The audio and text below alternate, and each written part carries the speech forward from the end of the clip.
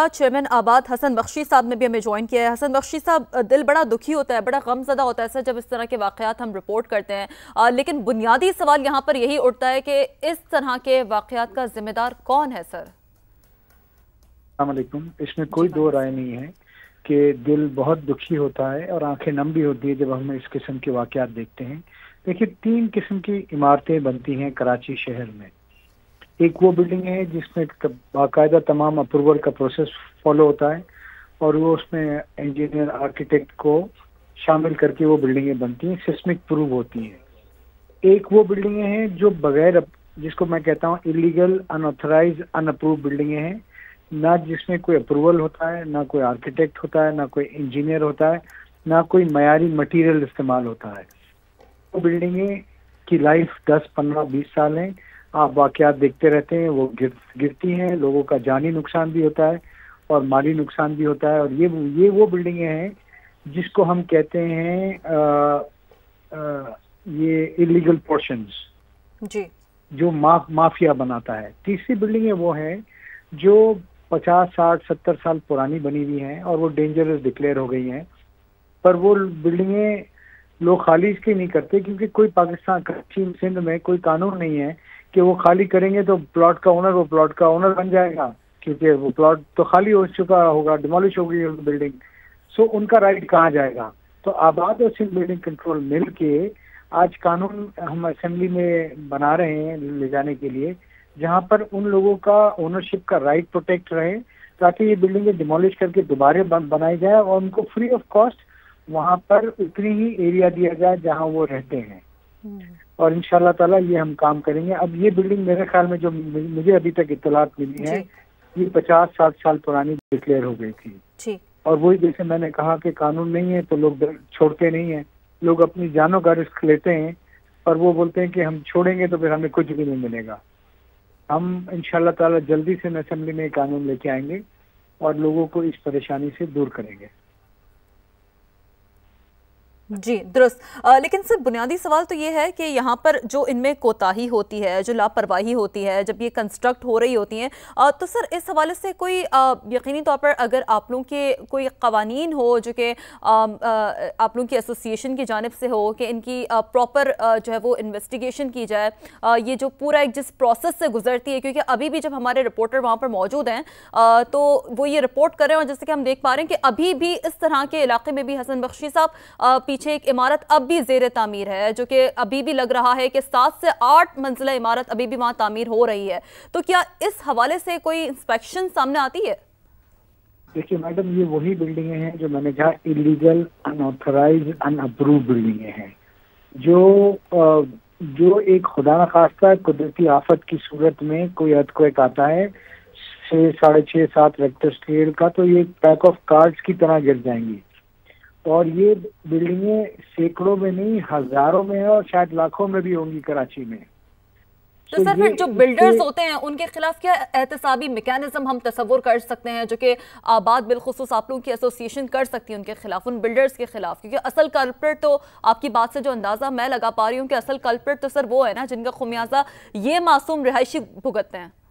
نہیں دیکھیں، یہ بلڈرز نہیں ہیں، یہ کرمنلز ہیں، یہ ہمارے ممبر نہیں ہیں، یہ کرمنل لوگ یہ کام کر رہے ہیں جس کا خمیازہ پبلک بھی اٹھا رہی ہے، in connivance with the regulator, in connivance with the local administration. دیکھیں، آپ اپنا گھر بنائیں، ایک گاڑی بلاک کی اتاریں تو پولیس آ جاتی ہے، یہ پوری بلڈنگ بن جاتی ہے 40-50 گز میں 10 منزلہ۔ یہاں کوئی پوچھنے والا نہیں ہے، پوچھنے والا ہے وہ اپنا شیئر لے کے خاموش ہو جاتا ہے۔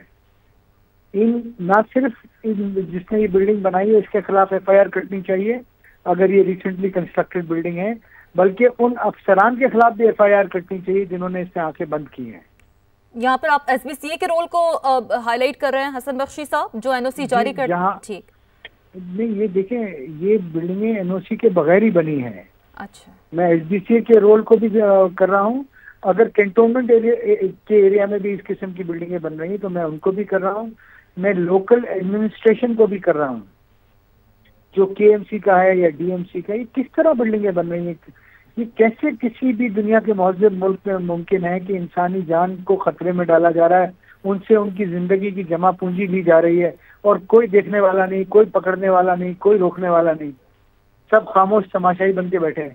جی تو سر کیونکہ آپ وہ کیا شیئر سمجھتے ہیں ہولڈر پھر ہے. حسن بخشی صاحب, کیا کوڈ آف کنڈکٹ ہونا چاہیے, کیا قانونی ضابط اخلاق ہونا چاہیے؟ کیونکہ ہم تو دیکھتے ہیں اس طرح کے واقعات رونما ہوتے ہیں, افسوس کے ساتھ ہم رپورٹ کرتے ہیں, کمیٹی بنتی ہے, اعلانات ہوتے ہیں, بیانات ہوتے ہیں, نوٹس لیا جاتا ہے, لیکن اس کا جو ایک عمل ہے وہ آگے ہم کچھ نہیں دیکھتے. پھر دیکھیے, پہلے تو یہ ہونا چاہیے کہ آج کے بعد اس قسم کی جو بھی عمارات بن رہی ہیں اس کے خلاف ایکشن ہونا چاہیے اور ڈیمولش ہونی چاہیے.